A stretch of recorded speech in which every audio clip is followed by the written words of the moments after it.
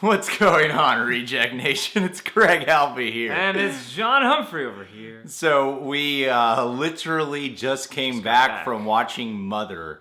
How we're going to do this talk is we'll give like a non-spoiler review in the first few minutes, but really you can't, I just don't see how you can properly give an actual, like really express your opinion about this movie unless you get into some spoiler territory. So I feel like we'll spend probably more time on spoilers than the non-spoiler part of this movie. But, Wipe your lip. I got pumpkin spice? Yeah. Pumpkin spice Oreo on my... I don't know, Oreo. One of John's Oreos. Okay, so when we were watching this movie, I'll just tell you how I feel. In some ways, I love this movie.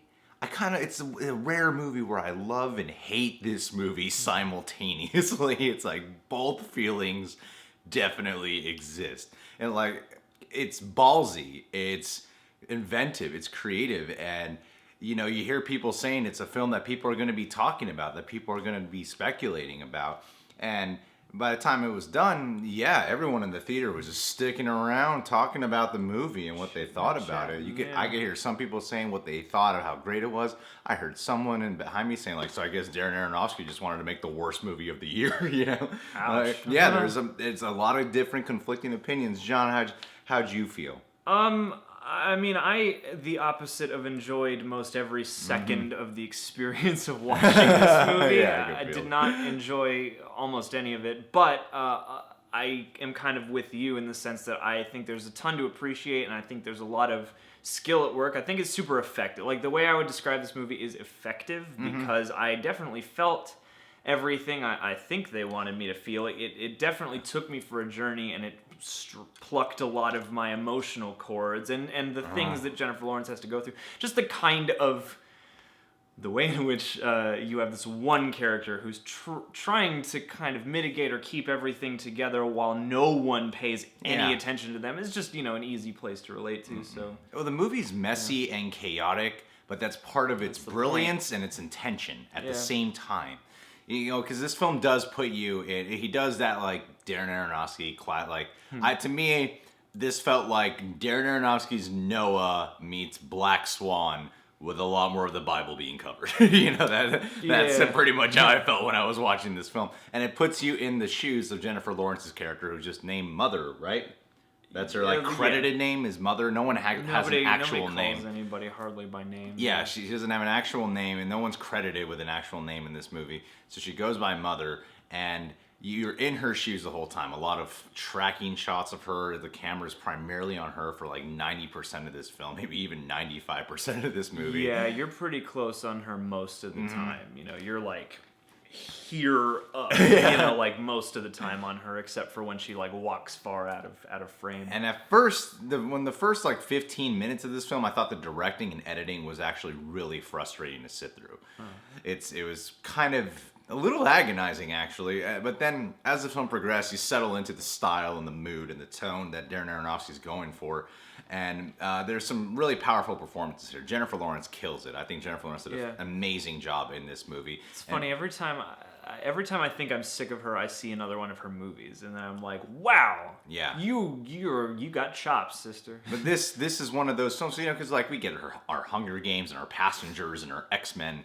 But this is like Winter's Bone, Jennifer Lawrence right here. This is Jennifer Lawrence, and the performance is what we're here to see. And Javier Bardem does a really great job too. Yeah. And by the end of this film, just the fact that these actors were so game for this weird ass film, because you hear people say that. You hear people say this. I'm not surprised at all that anybody wanted to do this. I'm sure they were all champing at the bit. Are you kidding? Really? No. Yeah. I think it goes down some pretty crazy parts in the finale where it's a little bit like risque for an actor to be a part of, because there's some truly shocking parts where if I get you. As much as people think the movie's not. As much as some people feel like this movie's open to interpretation, some people feel like it means nothing, some people feel like it's very crystal clear cut on what the whole movie means. At the end of the day, if you've been hearing people say this film is weird and gets crazy in the finale, I did not expect to walk away from this movie going, wow, it was weirder and crazier than I thought. Like, Yeah, because it has that instead of doing the older style thing where the pace is deliberate and it does not slow burn, but it builds over time. But this isn't one of those older type movies where it's pretty normal for most of it, and then at the very end it gets crazy. Yeah. This, like, it steadily ramps up the jarring weirdness of it all, you know, so that by the time you're in the middle, you're like, okay, things are pretty weird right now. What's going on? And then by the time you get to the end, you're like, what is happening? Yeah. Like, the first half feels like a real movie. The first half feels like a legit film. You know, the parts of the trailer that they show you of Javier Bardem and Jennifer Lawrence letting in these two strangers into their home, and they're kind of weird and intrusive, and Javier Bardem's taking a really strong liking to them. And I want to make this very clear. A lot of people thought this is just going to be a Rosemary's Baby remake. And while there are some similar things on paper, I saw Rosemary's Baby last week. I can tell you from freshly watching Rosemary's Baby, this is very much its own thing. Very different. Yeah, there are things that are similar, but... Yeah, but, oh man, there's so much that are so different in this movie. I was, watching it, I was a lot more reminded of Andrzej Zulawski's Possession, which I don't know if how many people in our audience have seen that, but I'm sure some of you have, and that movie has a certain jarring, obtuse quality that I thought this movie shared a lot more with than Rosemary's Baby. Yeah. Even though I saw some of that, but yeah. Well, the first half of this movie, it feels like a real movie where you could feel like it's building towards something. Yeah. And Ed Harris, fantastic job in the film too. Michelle Pfeiffer, it was great to see Michelle Pfeiffer doing a role where you're like, that's the Michelle Pfeiffer. Yeah.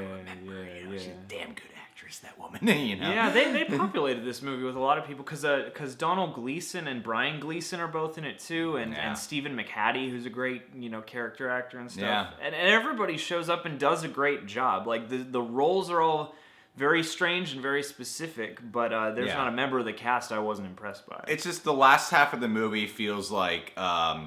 It's chaos. It's a chaotic. It feels like Darren Aronofsky's point of views towards society and religion put into this metaphorical movie. You could feel his like diary and angry thoughts just splattered on the screen when you're watching it. Yeah. Because the first half feels like a movie, and the last half feels more like his messages all being thrown at you, and then for a while you're like. It gets to a point where you start trying to like interpret things, but by the time it gets to the end of the movie, I felt like the message was pretty crystal clear on what the movie was about and what this was like. Some people really try to interpret it, and I haven't heard any interpretations yet. We just got back from the theater. I haven't read anything or watched the video of what someone thinks this movie's about. But from coming from we grew up in Catholic school together, like from 1st to 8th grade. To me, it was pretty crystal clear what the hell the movie was talking about when I was watching it. Yeah. By the time we got to the end, I was like, in the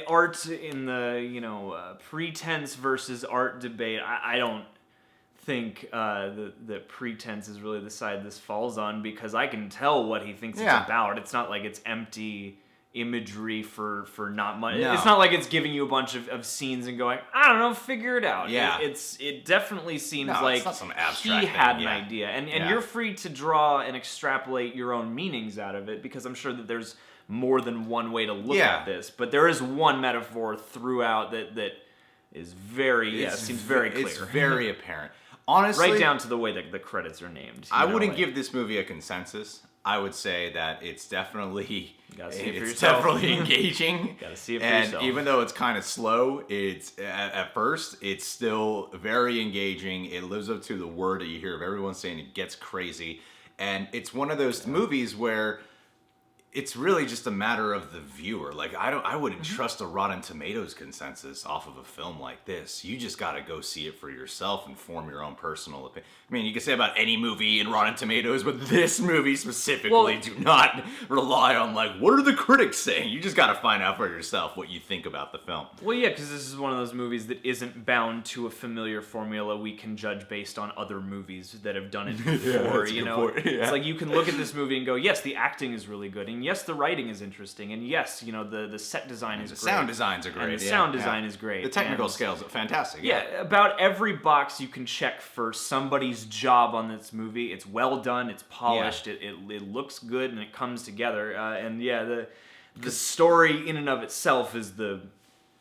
That's the part, because when it gets to the last half of the movie, when all the chaos starts to ensue, it's all a matter of that personal viewer's interpretation of this. Are they going to take away the religious metaphors? Are they going to take away the metaphors about fame? What are they going to... creation and relationships like there's a lot of messages in this movie. Well, even though it's chaotic, it's kind of a good blend. I thought that was the fascinating part to me.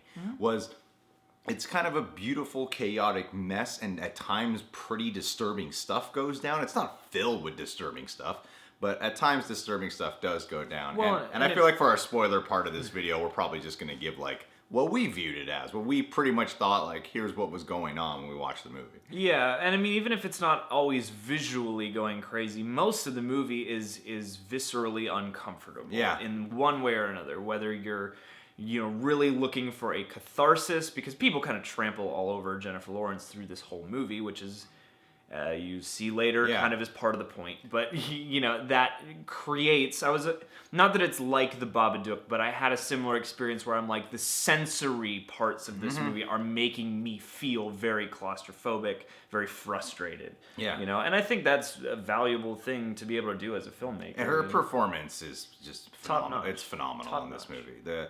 The idea of, I mean, I've said it many times, I love characters who just escalatingly get fucking worse as the film gets going. And who are trying to keep it together. Trying to keep it together, just try to be polite, try to be nice, and then it's like they're slowly just reaching the boiling point. Yeah. And when that finally happens, thank goodness. At least for my viewing experience, it was like, yes, please! Do something! Yeah.